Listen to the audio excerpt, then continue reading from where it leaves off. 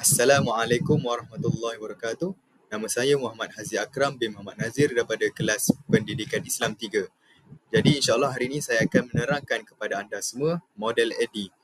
Jadi sama-sama kita akan memahami konsep AD dan hubung kait dengan laman web yang telah saya hasilkan. Jadi kita teruskan dengan pengenalan model AD. Apa itu model AD? Model AD adalah satu model reka bentuk pengajaran instructional design model yang digunakan untuk merancang, membangun dan menilai sesuatu proses pembelajaran secara sistematik. Seterusnya, mari kita lihat konsep AD. AD terdiri daripada A, yang pertama, analisis; D, design, iaitu reka bentuk; D yang kedua, development, iaitu pembangunan; I, implementation, iaitu pelaksanaan; dan E, evaluation, iaitu penilaian. Seterusnya, mari kita lihat hubung kait model AD dengan laman web yang telah saya hasilkan. A, analisis. Pada peringkat ini, saya telah menganalisis keperluan pengguna dan objektif laman web bagi memastikan kandungan serta reka bentuk yang dibangunkan menepati sasaran dan keperluan pembelajaran. Dalam website ini, saya telah merujuk DSKP untuk Pendidikan Islam tahun 1 bagi memastikan apa yang setelah saya masukkan kandungan ni sama seperti standard pembelajaran. Untuk design, pada peringkat ini, saya telah mereka bentuk struktur laman web dengan menekankan susun atur yang mesra pengguna, pemilihan warna yang harmoni serta penggunaan elemen interaktif bagi menarik minat pelajar.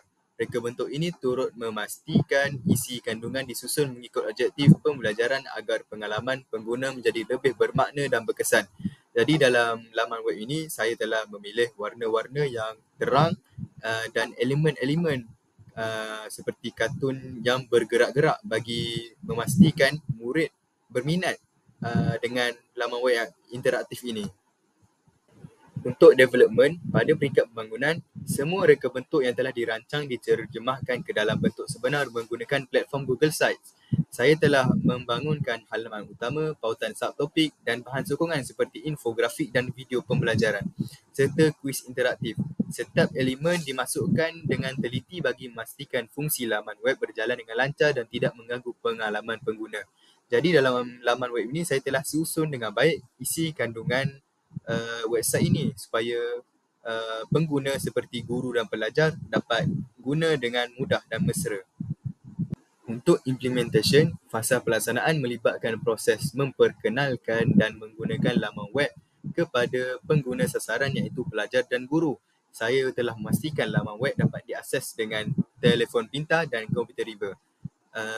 Pengguna diberi panduan untuk meneroka setiap bahagian laman web bagi memastikan mereka memanfaatkan bahan pembelajaran yang disediakan sepenuhnya. Jadi dalam laman web ini, saya telah sediakan arahan yang ringkas dan padat untuk digunakan sebagai panduan untuk pelajar dan guru ini. Untuk evaluation, pada peringkat akhir saya telah menjalankan proses penilaian untuk menilai keberkesanan laman web dari segi reka bentuk, kandungan dan impak terhadap pembelajaran. Penilaian tersebut dibuat melalui maklum balas pengguna, pemerhatian semasa penggunaan dan semakan semula terhadap objektif yang telah ditetapkan. Berdasarkan dapatan tersebut, saya mengenal pasti kekuatan serta aspek yang perlu diperbaiki seperti susun atur, interaktiviti dan kejelasan maklumat. Jadi dalam laman ini saya telah sediakan bahagian maklum balas supaya pengguna dapat memberikan komen-komen untuk saya memperbaiki laman web ini. Saya juga telah meminta nasihat dan pandangan daripada pakar iaitu pensyarah saya, iaitu Puan Normawati. Sebagai penutup untuk pembentangan saya pada hari ini, secara keseluruhannya, pelaksanaan model AD dalam pembangunan laman web ini telah membantu saya merancang dan melaksanakan proses pembelajaran secara sistematik serta berkesan. Setiap fasa analisis, reka bentuk, pembangunan, pelaksanaan dan penilaian memainkan peranan penting dan memastikan laman web yang dihasilkan benar-benar menepati keperluan pengguna serta objektif pembelajaran yang ditetapkan.